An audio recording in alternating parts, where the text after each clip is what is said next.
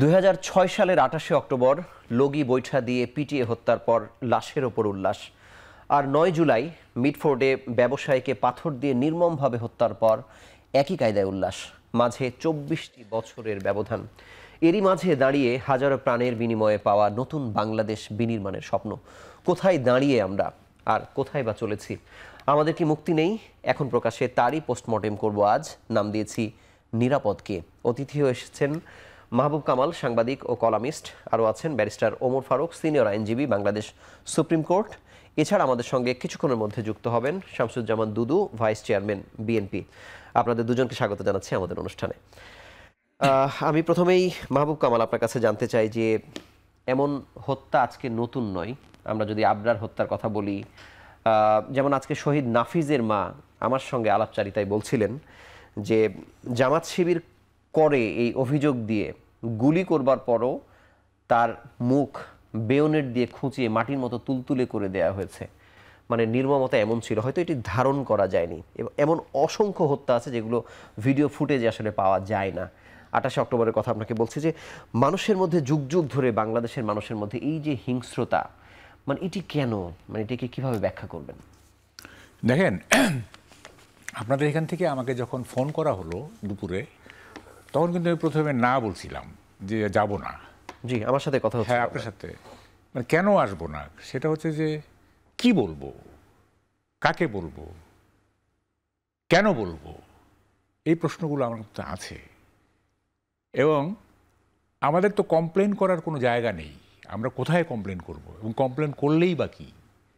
তারপর আপনি যখন তুষার আব্দুলের কথা বললেন, তখন আমি বললাম আচ্ছা ঠিক আছে। কালকে আমাকে ইউরোপ থেকে আমার এক বন্ধু ফোন করছে। তো আমাকে প্রথমে জিজ্ঞেস করলো যে কেমন আছো। আমি বললাম, আমি সুনীল গঙ্গোপাধ্যায়ের একটা কবিতার লাইন জাস্ট আমি জায়গায় আমরা বসায় দিলাম। আমি বললাম যে আমরা কীরকমভাবে বেঁচে আছি তুই একবার এসে দেখে যা নিখিলেশ, সুনীল গঙ্গোপাধ্যায়ের একটা বিখ্যাত লাইন। ঘটনা হলো, দেখেন, অনেক হত্যা তো হয়েছে বাংলাদেশে, অনেক হত্যা হয়েছে। কতগুলি হত্যা না, এটা এভার লাস্টিং মেমোরি হয়ে থাকবে আমাদের কাছে। যেমন ধরেন, আমি একটা যেমন বিশ্বজিৎ, একটা গত রেজিমের কথা, গত রেজিমে বিশ্বজিৎ, আবরার, তারপর আবার মনে আছে কিনা পুরানো ঢাকার সুমন নামে একটা ছেলেকে মেরে ১০০ টুকরা করা হয়েছিল গত রেজিমে, ১০০ টুকরা। এবার ৫ তারিখের পরে ঢাকা বিশ্ববিদ্যালয়ে তোফাজ্জলকে ভাত খাওয়ানো, বলছি তোফাজ্জলের যে আলাভোলা একটা ছেলে, হ্যাঁ, যার কোনো রাজনৈতিক সংস্পৃক্ততা ছিল না, কীভাবে রসিয়ে রসিয়ে তাকে মারা হলো। তারপরে আসলো এই যে সোহাগ। হ্যাঁ, পরে দেখেন, মৃত্যুটা এখন একটা উপভোগ্য ব্যাপার হয়ে গেছে বাংলাদেশে। যেমন রোমান সম্রাজ্ঞীরা কি করত, তাদের একটা ম্যাজেস্টিক প্লেজার ছিল মৃত্যুকে উপভোগ করা। সেটা হচ্ছে স্টেডিয়ামে, গ্যালারিতে সম্রাজ্ঞী বসে আছে, বিভিন্ন চলচ্চিত্রে দেখানো হয়েছে, তো বসে আছে, তো একটা লোককে বেঁধে রাখা হলো, তারপর একটা ক্ষুধার্ত সিংহ ছেড়ে দেওয়া হলো। ওই সিংহটা তাকে ছিঁড়ে ছিঁড়ে খাবে এবং ওরা দুজন উপভোগ করবে। তারপরে যে গ্ল্যাডিয়েটরদের মধ্যে পরস্পর যুদ্ধ বাঁধিয়ে দিয়ে, গ্ল্যাডিয়েটর চলচ্চিত্রে ছিল। এই যে বাংলাদেশে এখন এইটা হয়েছে আর কি, যে মৃত্যুকে এনজয় করতে হবে, এরকম একটা ব্যাপার দাঁড়ায় গেছে। এবং দেখেন, মানে কি বলবো, কার জানি একটা কথা আছে যে মানুষের মতো এত নিপুণভাবে, এত শৈল্পিকভাবে হত্যা করা কোনো জন্তুর পক্ষে সম্ভব না। কার জানি একটা কথা আছে, মানুষ এত শৈল্পিকভাবে, এত নিপুণভাবে হত্যা করতে পারে, কোনো জন্তু এটা পারবে না। কিন্তু আমার কাছে একটা ডিফারেন্স, ধরেন আমাকে যদি কাউকে মারতে বলা হয়, যে তাকে মেরে ফেল, বা আমার শত্রু একটা মেরে ফেল, আমি কি করব? মানে আমি যদি বাধ্য হই তাকে কাউকে মেরে ফেলতে, আমি কি করব? চোখ বন্ধ করে পিস্তল দিয়ে একটা গুলি করে আমি উল্টো দিকে দৌড় দিব, যাতে আমি তার কাতরানোটা দেখতে না পারি। কিন্তু এই যে পাথর নিক্ষেপ করে করে করে করে মেরে ফেলে তারপর সেটার উপরে উল্লাস করা, এইটা মানসিক বিকার ছাড়া এটা সম্ভব না। কিন্তু এই মানসিক বিকারগ্রস্ত কি সবাই তাহলে, মানে যারা এটা করছে? না, সবাই কেন হবে, সবাই কেন হবে? ধরেন যে আমাদের দেশে কি হয়েছে, এই যে বলে না যে বিএনপির লোক, বিএনপির লোক বা এই লোক। দেখেন, সব সময় অপরাধীরা বড় দলের ছত্র ছায়ায় তারা সুযোগটা নেয়, এবং অপরাধ প্রবণ যারা বা যারা রিয়েল ক্রিমিনাল, তাদের সাইকোলজি বা তাদের সাইকি কখন কি হবে, হ্যাঁ, এটা বলা মুশকিল। কখনো এত বর্বরতা দেখাবে, এত নিষ্ঠুরতা দেখাবে যে আপনি কল্পনাও করতে পারবেন না। হ্যাঁ, সবাই কেন হবে? সবাই বলছে মানে যারা হত্যা করছে তারা সবাই কি মানসিকভাবে বিকারগ্রস্ত? হ্যাঁ, বিকারগ্রস্ত। হত্যা, শুনেন, death does not have any justification. সব কিছুরই আপনার জাস্টিফিকেশন আছে, কিন্তু মানে আমি কথা প্রসঙ্গে বলছি যে এই যে 24-25টা মানুষ বা 20টা মানুষ সবাই মানসিকভাবে বিকারগ্রস্ত। এটা গ্যাং সাইকোলজি। ধরেন যে আপনি, এটা একটা ইংরেজিতে একটা কথা আছে, birds of the same feather flock together. একই রকমের ফেদারওয়ালা পাখিগুলো একসঙ্গে এক ঝাঁকে। আচ্ছা, আমি আপনার কাছে আসবো। অ্যাডভোকেট ওমর ফারুক, আপনার কাছে একটু জানতে চাই যে এই যে বাংলাদেশ কিছুদিন আগে এই যে 15 বছরের রেজিমের বিরুদ্ধে রুখে দাঁড়ালো, সাহসিকতার পরিচয় দিল, জীবন দিল, দেশের একটি পরিবর্তন নিয়ে আসলো, ওই মানুষগুলোই তো বাংলাদেশে আছে। এত বড় একটি ঘটনা ঘটলো, কেউ টু শব্দ করলো না, চুপচাপ দেখে গেল। এই দায় কি শুধু যারা হত্যা করেছে তাদেরই? আপনি কিভাবে দেখেন? আপনি ভালো প্রশ্ন করেছেন। এটা যেই বিভৎসতা, এটা আমি দেখতে পারি না। আমি জানি না, হয়তো আমি ব্যতিক্রম, অনেকে দেখে, বারবার দেখে, বাট আমি দেখতে পারি না। আমি মনে করি দায়ের কথা যদি আসেন, যারা হত্যা করেছে সবাই দেখেছে, দায় তাদের চূড়ান্ত, কোনো সন্দেহ নাই। মিটফোর্ড হসপিটালে কতজন আনসার আছে আমি জানি না, নিশ্চয়ই মোর দ্যান 100 অথবা লেস দ্যান 100। তারপরে মিটফোর্ড হসপিটালে আনসার ছাড়াও ওখানে সম্ভবত প্রধান প্রশাসক আর্মির থেকে, আমি জানি না, এরকমই তো ডাইরেক্টর থাকেন। আশেপাশে অনেকগুলো বাড়ি, ওদের প্রত্যেক বাড়িতে দারোয়ান আছে। জি, যারা ওখানে চলাফেরা করছে, যারা ওখানে দাঁড়িয়েছিল, যারা ফটো তুলেছে, যারা ওই যে ইউটিউবে অধিক মুনাফার জন্য যারা এগুলো করেছে, আমি তো মনে করি তারা দায়ের ভিতর আছে। তাদের এই দায়ের ভিতর শুধু থাকলে হবে না, এই দায়ের ভিতর আনতে হবে তাদের। কারণ আপনি শুধু মিটফোর্ড হসপিটালে আপনি থাকবেন, মিটফোর্ড হসপিটালের সামনে বিভৎসতা এতক্ষণ ধরে, অনেকক্ষণ ধরে আপনি আসবেন না, সেটি হবে না। আরেক ব্যাপার আসেন, দায় তো এর পরেও আছে, অনেকে দায়ী হয়ে গেছেন। পুলিশের উপকমিশনার খুব মিডিয়ার সামনে বলতেছে চাঁদাবাজির কোনো ঘটনা ঘটেনি। আমি নিহতের মেয়ের স্টেটমেন্ট শুনেছি, সে বলেছে 3 জনের নাম যারা বড় অপরাধী তাদের নাম এফআইআর নাই। শুনেছি যে 3 লাখ টাকা চাঁদা দাবি করা হয়েছে। প্রথম আলো রিভিল করেছে বড় একজন নেতার মধ্যস্থতা সেটা 2 লাখ টাকা হয়েছে। এখন আমাদের বড় ভাই শ্রদ্ধাভাজন অনেক সুন্দর করে কথা বলেন, অনেক ইনফরমেটিভ কথা বলেন, যে এখন উনি যেভাবে যেই আলোকে যেই কথাগুলো বলেছেন এগুলোই তো সত্য। তারপরে এই যে সাইকোলজিক্যাল ব্যাপার, আমরা কি এতগুলো ঘটনা ঘটেছে আগে, ভবিষ্যতে ঘটবে, আমরা কি পোস্টমর্টম করেছি? সবচেয়ে বড় কথা আপনাকে বলি, দায়ের মধ্যে আজকে পুলিশের আইজিপি আজকে বলতে হবে, বলা উচিত, যদি minimum rule of law country থাকে, যে ওনার এখানে কতটা চাঁদাবাজির মামলা রেকর্ড হয়েছে, কতটা এসছে, কতটা উনি অ্যাড্রেস করেছেন। আজকে কি আমরা দেখেছি যে চাঁদাবাজি তো শুধু এসে ভাঙ্গারির দোকান না, চাঁদাবাজি তো টপ লেভেল থেকে নিচের লেভেল পর্যন্ত প্রত্যেক দিন রিভিল্ড হচ্ছে। কেউ অফিস দখল করে চাঁদাবাজি করছে, কেউ হাউস দখল করে চাঁদাবাজি করছে। সন্ধ্যার আগে গুলি করা হয়েছে চাঁদাবাজি করতে। 5 কোটি টাকা বিল্ডার্স, তারা ডেভেলপার কোম্পানি। সবচেয়ে বড় কথা হলো বাংলাদেশের, আমি স্কুল কলেজগুলো আর বাদই দিলাম, এগুলো তো ফলোয়িং মর্নিংয়ে হয়ে গেল। এর বাইরে প্রত্যেকটা প্রতিষ্ঠান, বড় বড় প্রতিষ্ঠান, যারা লুটপাটে লিপ্ত ছিল, কেউ তাদের গাড়ি ব্যবহার করে, কেউ তাদের বাড়ি ব্যবহার করে, এটা দিবালোকে সবার সম্মুখে, কিন্তু আমরা অ্যাড্রেস করতে পারি না। তাহলে অ্যাড্রেস করবে কে? প্রশ্ন তো আসতে পারে। আমরা আমাদের ট্যাক্সের টাকা দিয়া, আমরা আমাদের হার্ড আর্নিং মানি, আমরা ট্যাক্স দিই, ডাইরেক্ট ভ্যাট দিই, পণ্য কিনতে দিই, এদেরকে পালি। আপনি অবাক হবেন, বাজেটের 47% এদের পিছে ব্যয় হয়। এই ডিসি, এসপি, আমলা, সচিব, কামলা যা আছে, ডিসি, সেই টাকা দিয়ে আমরা তাদেরকে যে আমার নিশ্চিত জীবন, আমি আমার ঘরে ভালো থাকবো, রাস্তায় ভালো থাকবো, নিরাপদে থাকবো, আমরা বড় দুর্ভাগ্য আমরা হয়নি। সবচেয়ে বড় কথা আপনি বলেছেন যে জুলাই বিপ্লবে এত বিপ্লব, এত রক্ত, এত কিছুর পরে তাহলে আমরা কি হলো? এত কিছুর পরে আমরা কয়েকটা দিনের জন্য ঐক্যবদ্ধ ছিলাম, এরপরে আমরা অনৈক্যে চলে গিয়েছি। অনৈক্যের মূল কারণ ভাগবাটোয়ারা, আইদার পাওয়ার ভাগবাটোয়ারা, অথবা চাঁদাবাজি ভাগবাটোয়ারা, অথবা দখল ভাগবাটোয়ারা, অথবা কোন দপ্তরে কোন দলের প্রধান হবেন সেটি নিয়ে ভাগবাটোয়ারা। এই ভাগবাটোয়ারাতে আমরা যখন অনৈক্যে চলে গিয়েছি, তখন ওই সন্ত্রাসীরা তারা ওই সবচেয়ে বড় শক্তিশালী যে দলগুলো আছে তাদের আশ্রয় প্রশ্রয়ে যায়, এবং ওদের আশ্রয় প্রশ্রয়ে গেলে ওই থানার মামলা নেয় না। অর্থাৎ যতদিন পর্যন্ত আপনি আপনার এই প্রতিষ্ঠানগুলোকে রাজনীতির প্রভাবমুক্ত না করতে পারবেন, এই দৃশ্য আপনি আবারও দেখবেন। আর এই দৃশ্য কেন হলো? আপনি নৃশংসতা কামাল ভাই বলেছেন, আমি একটু অ্যাড করি। রেট, চাঁদার রেট বাড়ানোর জন্য ওরা নৃশংসতা করে। ওরা এলাকাকে দেখায় তোর পরিণতি এর চেয়ে ভয়াবহ হবে, আমি কত বিভৎস, কত নৃশংস। আপনার মনে আছে অনেক আগে তেজগাঁ কলেজে বড় একজন সন্ত্রাসী একটা ছেলেকে নিষ্ঠুরভাবে, কারণ ভাই তেজগাঁ কলেজে নিষ্ঠুরভাবে মেরেছে। ওনার যা লাইফ টাইপ সেন্টেন্স হচ্ছে, অনেক বছরের পরে নাকি বেরিয়ে এসছে। নিষ্ঠুরতা ওরা তখনই দেখায় ওদের রেট বাড়ানোর জন্য।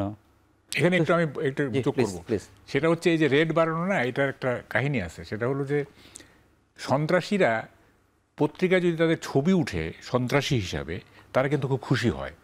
খুশি হয় এই জন্য, রিপোর্ট হচ্ছে তার বিরুদ্ধে, কিন্তু সে খুশি, কারণ সে ওই ছবিটা যারা টার্গেট তাদেরকে দেখাবে যে দেখো আমি কত বড় সন্ত্রাসী, মানে বিলবোর্ডের মতো আর কি। হ্যাঁ, যে তারা কিন্তু খুশি হয়। এবং কখনো কখনো সাংবাদিকদের টাকা দেওয়ার চেষ্টা করে যে ভাই আমার সন্ত্রাসের কিছু রিপোর্ট করেন। যাই হোক, এত নোংরা হয়ে গেছে দেশটা। এখন কথাটা হচ্ছে যে এই যে কি নাম, সোহাগ কিন্তু বিএনপির জন্য একজন বিশ্বজিৎ হয়ে থাকলো সারা জীবনের জন্য। ঠিক আছে, একটা মৌলিক প্রশ্ন আছে আমার, সেটা হচ্ছে যে ঘটনার তো হয়েছে দুদিন আগে, তাই না? এইটা আমরা জানতে পারলাম দুদিন পরে। তাইলে এই দুই দিন মানে যে যারা হত্যা, পুলিশ, সাংবাদিক, রাজনৈতিক দল, এরা কোথায়? আচ্ছা, এখন তাইলে সরকার কোথায়? সরকার কি তাহলে আপনার কি বলে জাকারবার্গের অফিসে চেপে যেতে চেয়েছে না, অথবা মানে ফেসবুকের অফিসে? আর বিরোধী দলীয় নেতা কি জাকারবার্গ? কারণ আমরা তো ফেসবুকেই জানতে পারলাম, তাই না? সরকারটা আসলে কোথায়? হ্যাঁ, এবং বিরোধী দল কে? কারা বিরোধী দল? আমি তো মনে করি বিরোধী দলের ভূমিকা পালন করতেছে জাকারবার্গ, তার ফেসবুকেই এখন সবকিছু হচ্ছে। এখন দেখেন, মানে বর্তমান সরকার এত একটা কমফোর্টেবল জোনে আছে, পৃথিবীর কোনো সরকার এত কমফোর্টেবল জোনে আছে বলে আমার মনে হয় না। কিরকম?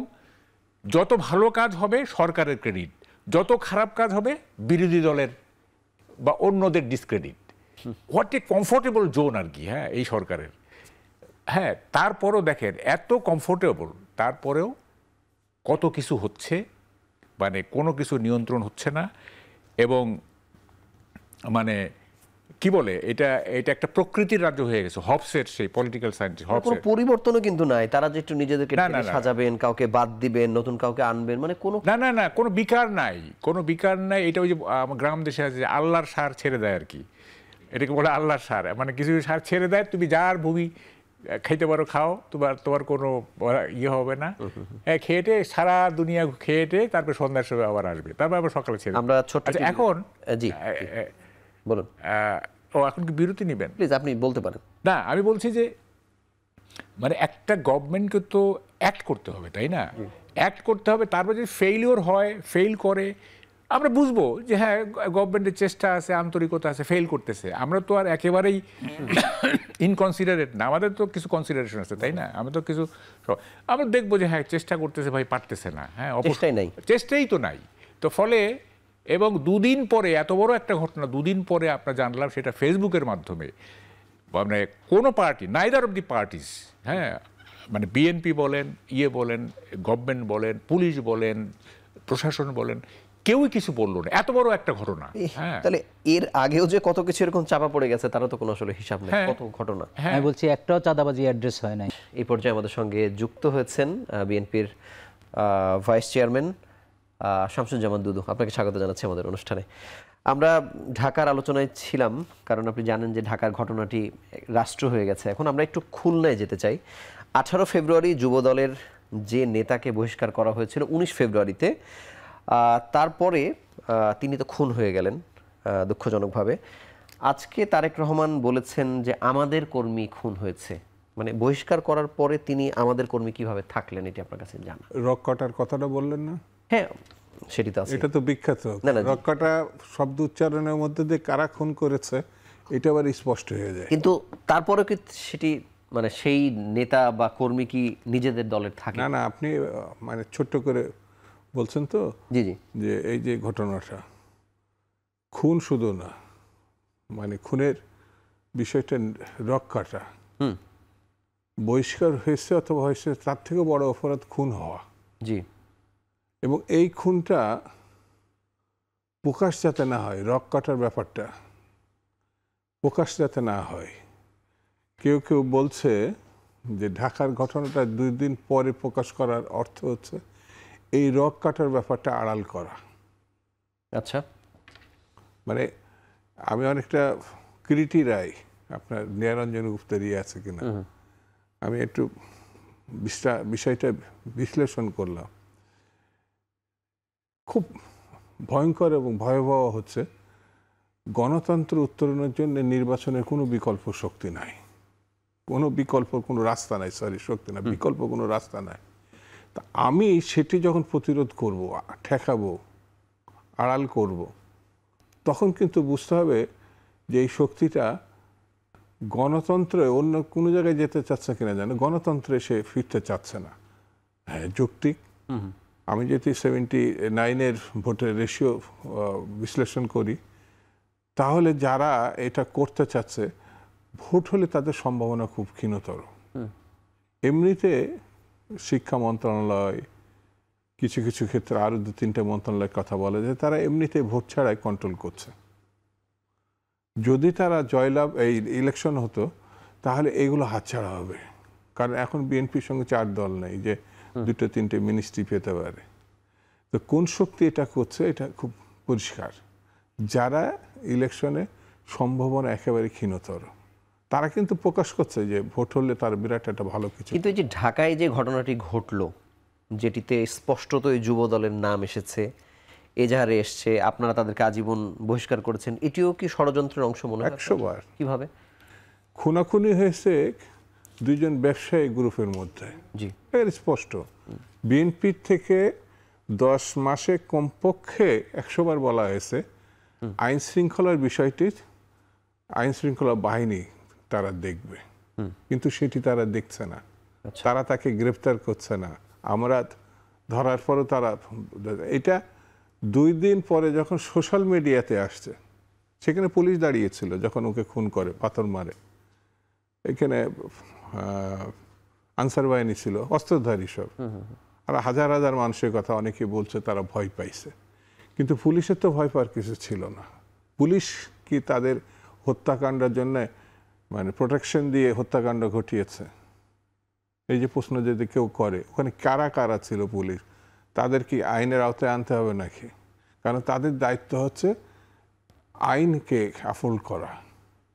10 মাস ধরে আপনাদের কেন বহিষ্কার করার চিন্তা এলো না আপনাদের দল? আপনি এই কথার ভিতরে থাকছেন না কেন? না না, মানে আমার জানা, আপনি আপনি বলেন। কি সরকারের পক্ষ অবলম্বন করছেন কেন?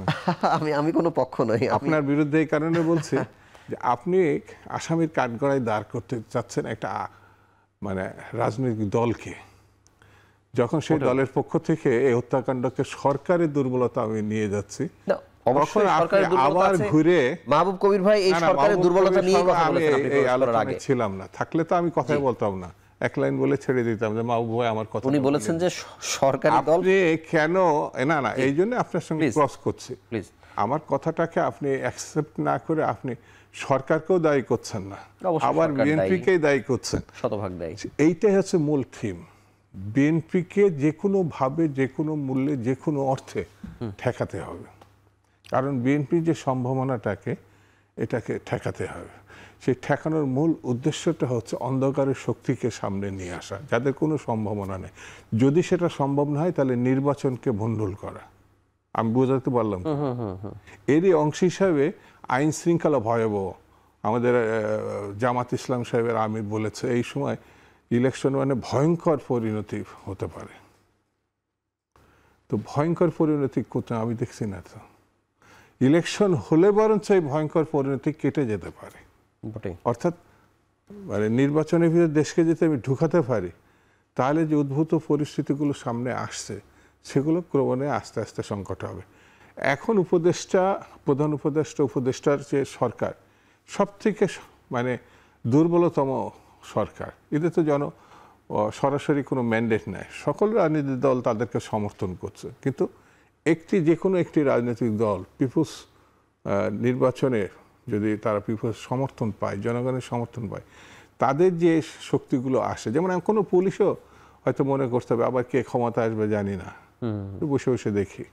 সেজন্য একটি নির্বাচিত সরকার খুব জরুরি, এটা আমার কাছে মনে হয়। আপনাকে ধন্যবাদ। আমি অ্যাডভোকেট ওমর ফারুক আপনার কাছে জানতে চাই যে যেমন বলছিলেন উনি পুলিশের প্রসঙ্গ, আজকে যেমন আমরা দেখলাম যে আমাদের গণমাধ্যম কর্মী যেভাবে তথ্যটি নিয়ে এসছেন, এজাহারে যাদের নাম এসছে, কিন্তু হঠাৎ করে পুলিশের পক্ষ থেকে এটিকে অন্তর্কন্দল বলা হলো, চাঁদাবাজির কথা তো বলা হলোই না, যেখানে স্পষ্টভাবে এসছে যে 2 লাখ টাকার চাঁদার রফা দফা হয়েছে, মালিকানা পর্যন্ত নেওয়ার চেষ্টা করা হয়েছে।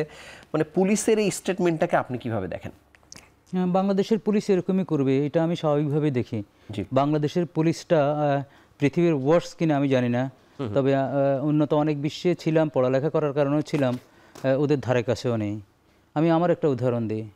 ফ্যাসিস্টের জামানা, যদিও আমি সুপ্রিম কোর্টের সিনিয়র আইনজীবী, তখন সিনিয়র ছিলাম না, আপিল বিভাগের আইনজীবী। আমার মেয়ের সাইকেল চুরি হয়েছে, সেটা থানায় গেছি এজাহার করতে, 2 দিন যাওয়া লাগছে। আমার এজাহার আমার মতো করে নেবে না, তাদের প্রেসক্রাইব ফর্মে নেবে, আমাকে নিয়ে হাসাহাসি করে যে সাইকেল চুরি, সাইকেল একটা গেছে, আমরা কিনে দিব, এটা আমরা রেকর্ড করব না। তো পরে খবর নিয়ে দেখলাম ওরা রেকর্ড করে না, রেপের মামলা রেকর্ড করে না, ডাকাতির মামলা রেকর্ড করে না, ছিনতাইয়ের মামলা রেকর্ড করে না, সাইকেল চুরির রেকর্ড করে না, ওরা ক্লিন থাকতে চায়। তো ক্লিনের জন্যই আমরা আসছি। মেয়ের স্টেটমেন্ট আমি নিজে শুনেছি, ও বলেছে চাঁদা, মেয়ের স্টেটমেন্ট নিজে শুনেছি। 3 জনের নাম এফআইআর থেকে বাদ দেওয়া হয়েছে এই 2 দিনের যে ঘটনা। অর্থাৎ এই 2 দিনের ঘটনা নিয়ে আমরা রাজনীতি করতে পারবো, বিভক্তি আমরা ডিবেট করতে পারবো, দিনের পর দিন চলে যেতে পারবে, কিন্তু এই যে আমাদের এই লুফুলগুলোকে যে আমরা ফিল আপ করতে হবে, সেটি নিয়ে মাথা ব্যথা নাই। প্রত্যেকটা রাজনৈতিক দল কে কাকে আন্ডারমাইন করবে, একটা ইস্যু আসলেই সেটা নিয়ে ব্যতিব্যস্ত হয়। এটি আমাদের দুর্ভাগ্য। এতদিনেও আমরা পলিটিক্যাল কালচারের পরিবর্তন ঘটাতে পারিনি। ভিকটিমের পরিবারের কথা কেউ ভাবে না, শুধু কে কাকে আন্ডারমাইন করবে, কে কাকে উঁচু করবে, কে কাকে নিচু করবে, কিন্তু মেইন জায়গায় ফোকাস আমরা কেউ করছি না। যেমন আমি আপনাকে এর আগে বলেছি, পুলিশ সারা বাংলাদেশে কতগুলো চাঁদার অভিযোগ অ্যাড্রেস করেছে, কতগুলো চাঁদার এজাহার হয়েছে, আপনি খবর নিয়ে দেখেন না। কারণ এরা এত প্রভাবশালী। আইজিপি বলেছে যে আধিপত্য বিস্তারকারী এমন 1000 জনের তালিকা করা হচ্ছে। আমি 2 মাস আগে যৌথ বাহিনীর ওখানে ফেসবুকে নিউজ আসছে, সত্য মিথ্যা জানি না, বলছে যে চাঁদাবাদের তালিকা করা হয়েছে, কিন্তু দৃশ্যমান কিছু নেই তো আমাদের দেশে। অর্থাৎ আমি আবার বলছি, এই থানাগুলো যদি না থাকতো আমার মনে হয় আরও ভালো হতো, কারণ এই থানাগুলো ওদেরকে প্রোটেকশন দেয়। আজকে রাইটলি বলেছে, আজকে আমি তারেক সাহেবের কথা শুনেছি যে 2 দিন হয়েছে, মেইন কালপ্রিট যার ছবি যে এত বিভৎসতা দেখাচ্ছে তাকে ধরা হচ্ছে না কেন? আমি তো মনে করি স্বরাষ্ট্রমন্ত্রী স্টেপ ডাউন করা উচিত, কিন্তু তার স্টেপ ডাউনের কথা কেউ বলে না, কোনো রাজনৈতিক দল। শুধু বলে যে অমুকের দল করেছে, ক্ষমতায় যাওয়ার আগে করেছে, আরেক দল বলেছে না আমরা ভালো আছি, আমরা করি নাই। কিন্তু সবচেয়ে বড় যে জিনিসটি, যে আজকে বিচারহীনতার সংস্কৃতি আমাদেরকে প্রলঙ্ঘিত করেছে, অর্থাৎ লম্বাভাবে চলে আসছে। আমি আপনারা শুধু আমার কোর্টের উদাহরণ দিই, আমাদের সুপ্রিম কোর্টে একজন এএজিকে ফ্যাসিস্ট আমলে পুলিশ ধরে নিয়ে মেরে ফেলেছে, কিছু হয়নি। আমাদের সুপ্রিম কোর্টে একজন রাজপুত্র নেতা সিনিয়র আইনজীবীদেরকে ডুবিয়ে মারবে, তারপরও টু শব্দ হয়নি। আমাদের সুপ্রিম কোর্টে হাতুড়ি পিটে হয়েছে, কিছুই হয়নি। আমাদের সুপ্রিম কোর্টে তার চেম্বারে একজন আইনজীবীর গলা কাটা হয়েছে, কিছুই হয়নি। আমাদের সুপ্রিম কোর্টে বাজে ভোট হয়েছে, কিছু হয়নি। এখন ভোট হচ্ছে না, মার্চে ভোট হওয়ার কথা, তা নিয়েও কিচ্ছু হচ্ছে না। অর্থাৎ আমরা একটা বাজে বন্দোবস্তের দিকে যাচ্ছি। 5ই আগস্টের পরে আমরা যেই পরিবর্তনটা চেয়েছিলাম সেই পরিবর্তন তো হয়নি। আমরা ব্যাকে হাঁটছি কিনা আমি জানি না। আমি তো মনে করি, আমি বারবার বলে আসছি, এই যে আমার টাকা দিয়ে যে বহন নিয়ে উপদেষ্টারা ঘুরে, ভাই 80 বছরের বৃদ্ধ এই লোকগুলোর আপনি গালি দিলেও তো সে যাবে না। সে এত নরম, যেখানে সে তারা কেউ পাত্তা দেয় না, নাতি নাতনিরাও পাত্তা দেয় না, তারে আপনি এখানে বসাই দিয়েছেন আর আপনি আউটপুট চাইবেন ভালো। আমি নাগরিক হিসেবে এই কারণে এই প্রশ্নগুলো করছি। আমি ট্যাক্স পেয়ার, আমি ট্যাক্স দিই। আবার বলি, আমার ট্যাক্সের টাকায় তোমাদের শান শকত। আমি এই বিভৎসতা দেখতে চাই না। পুরা জাতি ট্রমাটাইজড হয়ে গেছে। আমি এই ডিবেটে যেতে চাই না কে কি কোন কার সাথে কোন ইনভলভমেন্ট। আমি চাই পানিশমেন্ট, বিচার, দৃশ্যমান বিচার, যাতে বাকিরা ভয় পায়। ভয় দেখাতে হবে বিচারের মাধ্যমে, পানিশমেন্ট মাধ্যমে। আমি আইনজীবী হিসেবে বিকল্প দেখি না। Full stop. ওকে, মাহবুব কবির, আপনার কাছে একটু জানতে চাই যে আজকে তারেক রহমান বলেছেন অদৃশ্য চক্র দেশকে ষড়যন্ত্র করছে দেশকে নিয়ে। মির্জা ফখরুল ইসলাম আলমগীর বলেছেন নির্বাচনহীনতার কারণেই দেশে আইন শৃঙ্খলা পরিস্থিতি খারাপ, যেটি দুদুভাই বলছিলেন। মানে শুধু এগুলোই কি দায়ী, নাকি অন্য কারো দায়ও আছে? আপনি কিভাবে দেখেন শুনেন, ওই যে পরিস্থিতির জন্য তারেক রহমান সাহেব লন্ডন থেকে আসার পরে মির্জা ফখরুল ইসলাম, মির্জা ফখরুল আলমগীর যখন বললেন যে গোটা জাতি আনন্দিত, তখন না আমরা দু একজন হাসাহাসি করছি যে রেস্টুরেন্টের চায়ের আড্ডায় যে জিনিসগুলো ক্লিয়ার হয় সেই জিনিসগুলো মির্জা ফখরুলের মাথায় ক্লিয়ার হয় না। আমরা হাসাহাসি করছি, গোটা জাতি আনন্দিত, উনি মানে হয়ে যাচ্ছে নির্বাচন আর কি। যাই হোক, ওনার কথার প্রেক্ষিতে আমি একটু যোগ করি। দেখেন ফারুক ভাই, আপনি পুলিশের কথা বললেন না, আপনি যে পেশায় আছেন সেই পেশাটা সম্পর্কে কিন্তু কথা আছে। আমি বলি, it is an organized effort to pollute this society. Correct. দেখেন, আমি যখন বিদেশে যাই, ইংল্যান্ড আমেরিকায়, তখন আমি বাচ্চাদের জিজ্ঞেস করি যে বড় হলে তুমি কি হতে চাও। ওরা প্রথমে বলে I will be a police officer. আর টিচার বলছি পুলিশ অফিসার মানে পুলিশ তার জীবন রক্ষা করে, এই করে। সেকেন্ড চয়েস হচ্ছে I will be a lawyer, একজন লয়ার তাকে লিগাল সাপোর্ট দেয়। থার্ড চয়েস হচ্ছে I will be a journalist. এরকম আমি পাইছি। এই যে তিনটা পেশা ওয়েস্টে সবচেয়ে বেশি অনার পায়, সবচেয়ে বেশি যেটা মানুষ হতে চায়, মহৎ পেশা বলে মনে করে, সেই তিনটা পেশাই আমাদের দেশে মানুষ পছন্দ করে না, ধ্বংস হয়ে গেছে তিনটা পেশাই। এবং আমি সাংবাদিক হয়ে বলতেছি, আমাকে সাংঘাতিক বলা হয়। আমাকে বলে না, আমার যারা ক্লাসে তাদেরকে বলা হয় সাংঘাতিক। লয়ারদের বলা হয় যে চিট, এরা মানে কি বলে যে ওই ক্লায়েন্টদেরকে নানা রকমভাবে হ্যারাস করে, করেছে। আর পুলিশের কথা তো মানে বলাই যায় না। তো দেখেন, যে তিনটা পেশা সবচেয়ে মহৎ হওয়ার কথা ছিল, সেই তিনটা পেশাই আজকে আমাদের সোসাইটিতে ঘৃণিত। মানে এইটা যে কত বড় আয়রনি, কত বড় ট্র্যাজেডি। হ্যাঁ, এবং আমি তো বলতেছি it is an organized effort to pollute this society. সবাই মিলে আমরা এই দেশটাকে মানে দূষিত করে ফেলছি। আচ্ছা, এখন আপনি বলতেছেন যে তারেক রহমান কি যেন বললেন, যে তারেক রহমান বলেছেন যে অদৃশ্য চক্র দেশকে। দেখেন, এই দুদুভাইয়ের সাথে আমি খালেদ মহিউদ্দিনের একটা শোতে ছিলাম মাস 3-4 আগে। তখন কিন্তু আমি ক্লিয়ার করছিলাম যে ইট ইজ এ -2 থিওরি, এবং আমরা আশা করছিলাম যে তারেক রহমান সেলিব্রেশনে যোগ দিবেন। উনি নেক্সট অ্যাভেলেবল ফ্লাইট ধরে ঢাকায় চলে আসবেন এবং সেলিব্রেশনে যোগ দিবেন। মামলা আছে, এখানে এসে জামিন নিয়ে উনি লিগাল ফাইট দিবেন। That was expected from the nation. কিন্তু সেটা যেহেতু হইল না, তখনই আমার মাথা খটকা লাগছে। আমি কিন্তু ছোট জিনিস দিয়ে অনেক বড় জিনিস বুঝতে পারি। তখন বুঝে গেছি যে ইট ইজ এ -2 থিওরি। হ্যাঁ, কিন্তু বিএনপিতে আমার বন্ধু সালাম, ওই আমার খুব ক্লাস 1-এর ফ্রেন্ড সে আমার, তো তাকে আমি যখন বলি যে কিরে এই তারেক রহমান আসতেছে না কেন, আর এই মামলা আছে, এসে কীভাবে আসবে, এসে একটু উল্টাপাল্টা বুঝে। আমি দেখ, আমার উল্টাপাল্টা বুঝেছ না, এগুলি আমি বুঝতে চাই না। এখন দেখেন, বিএনপির উচিত ছিল যেহেতু ওনারা বুঝতে পারতেছেন যে এটা একটা -2 থিওরি, সুতরাং আমাদেরকে এমন কিছু করা যাবে না যেটাকে গভর্নমেন্ট বা যারা -2 থিওরির প্রবক্তা তারা ক্যাশ করতে পারে। আমাদের এমন কিছু করা চলবে না। হ্যাঁ, তারেক রহমান একটা ডেমোক্রেটিক ইমেজ বিল্ড আপ করার চেষ্টা করছেন, প্রেইজ ওয়ার্দি। উনি শান্তি চাইছেন, গভর্নমেন্টকে সহযোগিতা করে, সব ঠিক আছে। কিন্তু গ্রাসরুট লেভেলে যে কাণ্ডগুলি হচ্ছিল সেইটা দমন করার মতো কোনো সায়েন্টিফিক মেথড তারা অ্যাপ্লাই করেন নাই। তারা শুধু একটা এক্সকিউজ দাঁড় করেছেন যে এগুলি তো আমরা বহিষ্কার করতেছি, আর এদেরকে আইনের আওতায় আনার জন্য তো প্রশাসন আছে, গভর্নমেন্ট তাদেরকে আইনের আওতায় নিয়ে আসবে। এইটা থিওরিটিক্যালি ঠিক আছে, এই লজিক ঠিক আছে। হ্যাঁ, যে আমরা তো বহিষ্কারই করতেছি, আর বাকিটা করবে গভর্নমেন্ট, ঠিক আছে। কিন্তু মানে ঘটনার মানুষ কিন্তু কোনো যুক্তি টুক্তি দেখে না, মানুষ দেখে যে ঘটছে কি, কার্যকারণ কিন্তু কেউ দেখে না, সাধারণ মানুষ আর কি। সাধারণ মানুষ দেখতেছে যে গ্রাসরুট লেভেলে চাঁদাবাজি হচ্ছে, গ্রাসরুট লেভেলে দখলদারিত্ব হচ্ছে, এগুলি দেখতেছে মানুষ। তো ফলে বিএনপির ইমেজ খারাপ হয়েছে, খারাপ হইতে বাধ্য। এবং এইটা আবার এই যেগুলো সেগুলি আবার এই হত্যার পরে, এই সোহাগ হত্যার পরে এইটা আবার একটা টেক অফ করলো, একটা গিয়ার নিল আর কি, হ্যাঁ।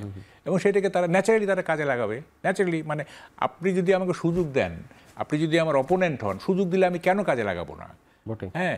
এবং জানেন মানে অনেকেই, আমি দুদু ভাই সামনে আছে, অনেকেই আমাকে বলছিল যে আমাদের তো যাওয়ার জায়গা নাই, যেহেতু জিয়াউর রহমান একজন মুক্তিযোদ্ধা, উনি একজন বীরুত্তম, আমরা বিএনপিকেই ভোট দিব, অনেকেই আমাকে বলছিল। এবং মডারেট ইসলাম ধারণ করে, জঙ্গি ইসলাম না, আমরা সবাই মডারেট ইসলামিস্ট, একটা মুক্তিযুদ্ধের দল, এটা আমরা ভোট দিব। আমি কালকে একজন আমাকে, কালকে না আজকে আমাকে বলতেছে একজন যে না ভোটের নাকি প্রভিশন হচ্ছে, না ভোটের। আমি ভাই না ভোটে ভোট দিব, আমি কাউকেই ভোট দিব না। মানে আরপিও নাকি সংশোধন হচ্ছে, ওখানে না ভোটের প্রভিশন রাখা হচ্ছে। তো সে আমাকে বলছিল যে আমি বিএনপিতে ভোট দিব, আমার কলিগ, বিএনপিকে ভোট দিব, আমাদের তো যাওয়ার জায়গা নেই। আজকে সে বলতেছে যে না ভোটের এটা যদি মানে আরপিওতে ঢুকে যায়, আমি ভাই না ভোটে ভোট দিব, আমি কাউকে ভোট দিব না। এই জায়গাটায় চলে গেছে বাংলাদেশ, পরিস্থিতি ক্রমাগত, হ্যাঁ, এই জায়গাটায় চলে গেছে। এবং এখান থেকে কিভাবে উদ্ধার হবো আমরা, এইটা মানে কোনো ওয়ে আউট আমরা দেখতেছি না, হ্যাঁ। বিএনপি একটা শেষ ভরসাস্থল ছিল, যে যাই হোক এই কমিউনালিজমের বিরুদ্ধে, এই মানে কি বলে যে আলট্রা ইসলামের বিরুদ্ধে, একটা মডারেট ইসলাম নিয়ে, মুক্তিযুদ্ধের চেতনা নিয়ে বিএনপি একটা জায়গা ছিল। কিন্তু এই যে চাঁদাবাজি, কারণ এটা তো অস্বীকার করতে পারো, কারণ তো অফিসিয়ালি তো 4000-এর মতো বহিষ্কার করা হয়েছে বিএনপি, তাই না? এখন তো এটাকে বিএনপির লোক এটা অস্বীকার করতে পারবে, তারা বহিষ্কার করছে কেন? হাজার তাই না? তো ফলে এটা তো ফ্যাক্ট যে চাঁদাবাজি হয়েছে, দখলদারিত্ব হয়েছে। এবং এইটা যাতে গ্রাসরুট লেভেলে না হয়, সেটার জন্য একটা সায়েন্টিফিক মেথড তাদের বের করা উচিত ছিল, হ্যাঁ।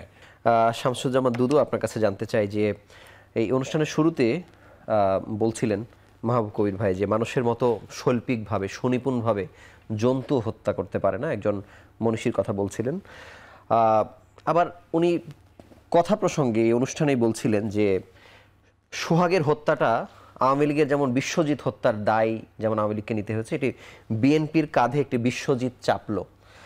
আবার একইভাবে চাঁদাবাজির যে ঘটনা, সেটি ঘুরে ফিরে আসছে।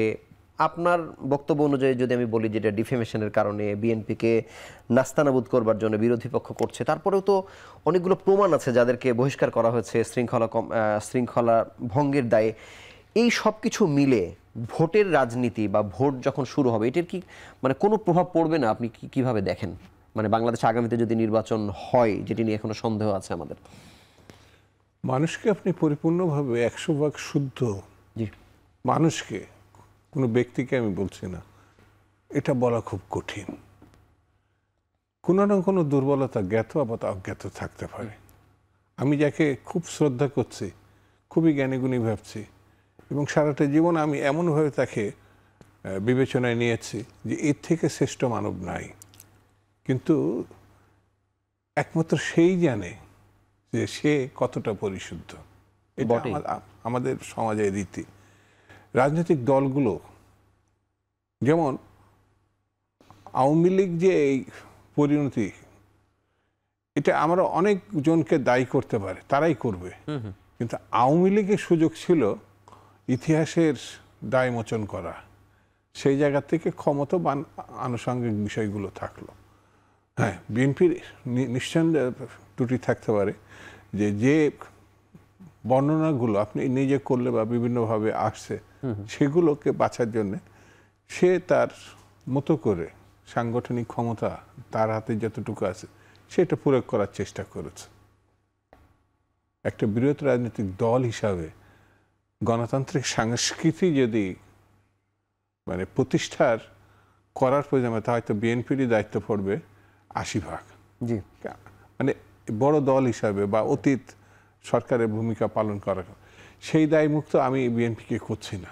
কিন্তু আমার কাছে মনে হচ্ছে বিএনপির বিরুদ্ধে যে ষড়যন্ত্র, বিএনপি ঠেকানোর যে প্রচেষ্টা, সেই জায়গাটায় বিএনপি কতটা সতর্ক, সেই জায়গাটা এই কারণে বলছি, শুধু বহিষ্কার করে দিয়ে দায় কি শেষ হয়ে গেল কিনা। আজকে যারা বিএনপির বিরুদ্ধে স্লোগান দিচ্ছে, বিএনপি সরকারের বিরুদ্ধে স্লোগানটা দিতে পেরেছে কিনা, হয়তো আমরা অপেক্ষা করেছি। আমি নিজে বিএনপি করি বা অথবা ভাইস চেয়ারম্যান হিসেবে অবস্থা ঊর্ধ্বতন ব্যক্তি হিসাবে আছে। আমার কাছে মনে হয়েছে যে সরকার দিয়ে আমরা যে কাজগুলো করতে চেয়েছি সেটা পূর্ণ বিবেচনা হওয়ার দরকার। যেটা 3 মাসে হতে পারত সেটা 1 বছরও হয়নি। আরও একটা বছরের মুখোমুখি আমাদের দাঁড়ানোর প্রশ্ন দেখা দিতে পারে।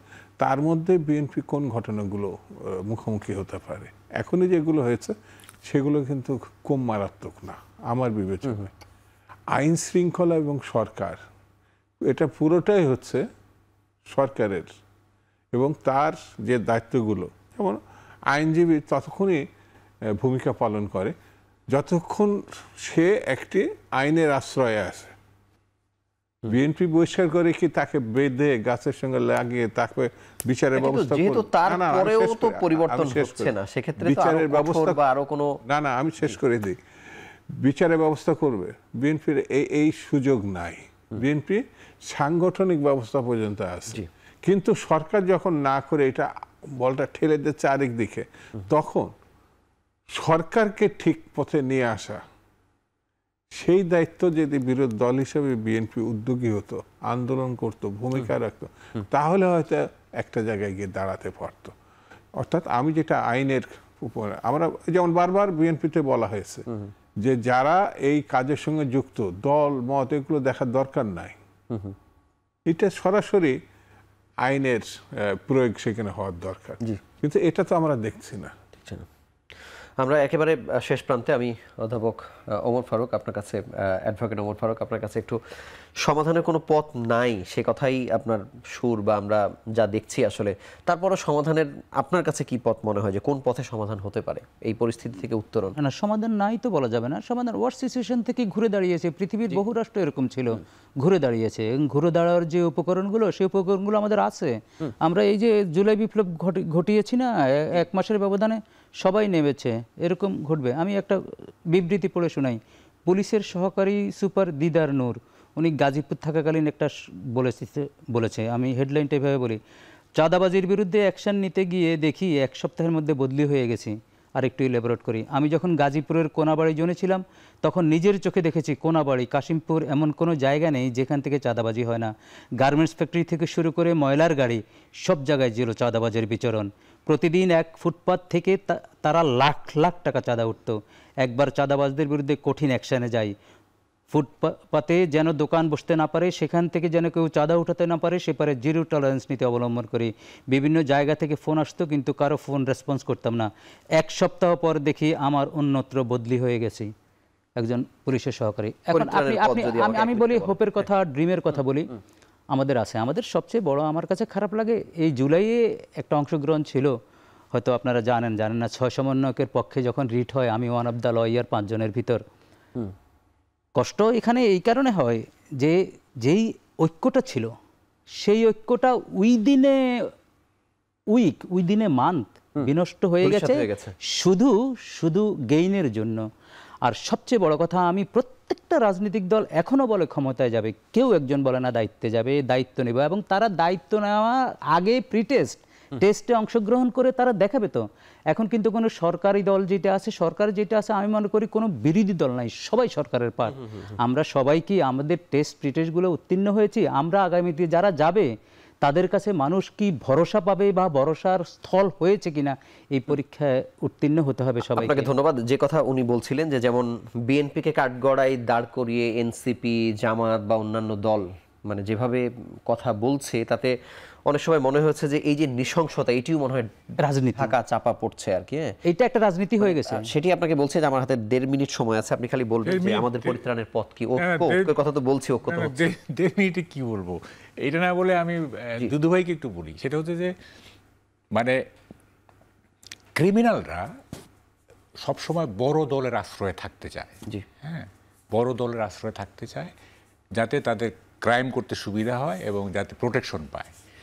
এখন বড় দলের উচিত কি, বিএনপির কি উচিত ছিল, সেটা হচ্ছে যে যাতে কমিটিগুলো করার সময় একটা স্ক্রুটিনি করা, যে মানে একেবারে মানে ওটা কি বলে, ওই যে পুলিশে বা সেনাবাহিনীর চাকরির সময় যেরকম ব্যাকগ্রাউন্ড দেখে সব কিছু দেখে টেকে ইয়ে করে, সেরকম স্ক্রুটিনি করে কমিটির প্রত্যেকেই যেন মানে মানে ক্রিমিনাল মানসিকতা না থাকে সেইটা আগে নিশ্চিত হওয়া। তারপরে যদি কেউ এগুলি করতো বিএনপি সমর্থকরা, তখন এটা যে আমাদের লোক না, মানে কমিটির লোক যখন করে তখন তো বুঝতে হবে, তখন তো আপনি ডিজোন করার কোনো সুযোগ নাই। কমিটির লোক যদি ডিজোন কীভাবে করে, সে তো কমিটিতে আছে। সুতরাং কমিটিগুলি যদি ঠিকমতো করা হতো, বা যে প্রত্যেকেই মানে আমরা নিশ্চিত যে এরা কেউই কখনো ক্রাইম করবে না, তাইলে কিন্তু এই বদনামগুলো এত হতো না। ফলে আমি বলবো যে নেক্সট টাইম থেকে কমিটি করার সময় এই জিনিসটা খেয়াল রাখতে হবে যে কমিটিতে যারা থাকবে তারা যেন একেবারেই মানে নিশ্চিত হওয়া যায় যে তারা ভালো থাকবে। যাই হোক, এখন 30 সেকেন্ড সময় পাবেন, 30 সেকেন্ড। উনি যেটা বললেন যে ঐক্য ভেঙে যাবেই। 5ই আগস্ট ঐক্য ছিল স্বৈরাচার বনাম ছাত্র জনতার ঐক্য। ওই ঐক্য রিজলভ হওয়ার পরে সোসাইটি হাসপাস করবেই। ঐক্য গেল কই, দ্বন্দ্ব গেল কই? তখনকার দ্বন্দ্ব ছিল স্বৈরাচার বনাম ছাত্র জনতার দ্বন্দ্ব। এই দ্বন্দ্ব নিরসন হওয়ার পরে তো সোসাইটি হাসপাস করবে, যে কোথায় গেল দ্বন্দ্বই তো নাই। দ্বন্দ্বতত্ত্বের নিরিখেই এই ঐক্য ভেঙে যাবেই, যেতে হবে, তা না হলে সোসাইটি এক্সিস্টই করবে না। দ্বন্দ্ব ছাড়া সোসাইটি এক্সিস্ট করে না। এমন কি কোনো ম্যাটারও এইটার ভিতরে দ্বন্দ্ব আছে, তা না হলে এটা এক্সিস্টই করতো না। সুতরাং ঐক্য ভাঙবেই।